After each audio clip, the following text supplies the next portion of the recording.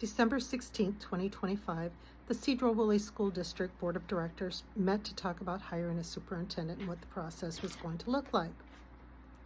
Well, within a month, they agreed to hire a search firm HYA and sign an agreement to pay almost $20,000, 50% due upon signing. 2 months later, the search is on pause. The district has decided that Brett Greenwood will be the interim superintendent for 26-27 school year. He's currently the assistant superintendent, has been with the district for quite some time and knows our community well.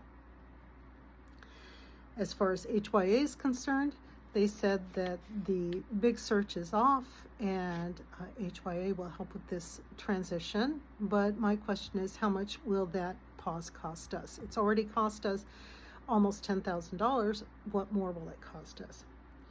And I'd like to know, what was the big rush to hire a search firm in the first place? You know, studies have shown that over the last 20 years, superintendents have less and less experience. So why not start with the great people we have now? Directors Mullen Doyle and Board President Eric Johnson, they both agreed that we've got strong internal candidates. Callio, he voiced some concerns that we would be seen here in Sedro-Woolley as a good old boys club in hiring a superintendent internally, and things like that have happened here in Sedro-Woolley. But here's the thing. Let's make the job opening public, post it public, be very transparent, follow really good and strong human resource rules, and save $20,000. Our school district, on the board and in the superintendent's office, need to learn how to steward our money much better. You know, the biggest school district in Iowa, a couple of years ago, they went and found themselves a search firm. And one of the candidates was Ian Roberts. They ended up hiring him. He turned out to be an illegal immigrant with some serious issues. So the school district was embarrassed. The search firm has been sued, and the community has lost trust. Here's Eric Johnson and what he had to say at the special meeting about hiring a search firm.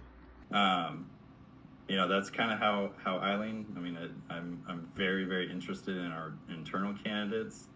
But I'm more than happy, and like I said, I'm more than confident in their abilities to be able to stand up.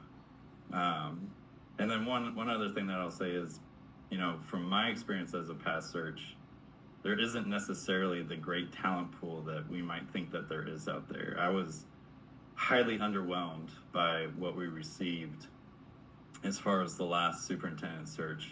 And it really only came down to like 4 or 5 candidates, and the rest, I was wondering why we weren't pushing more internal candidates at that point, because the majority of what we received was not even worth our time to consider.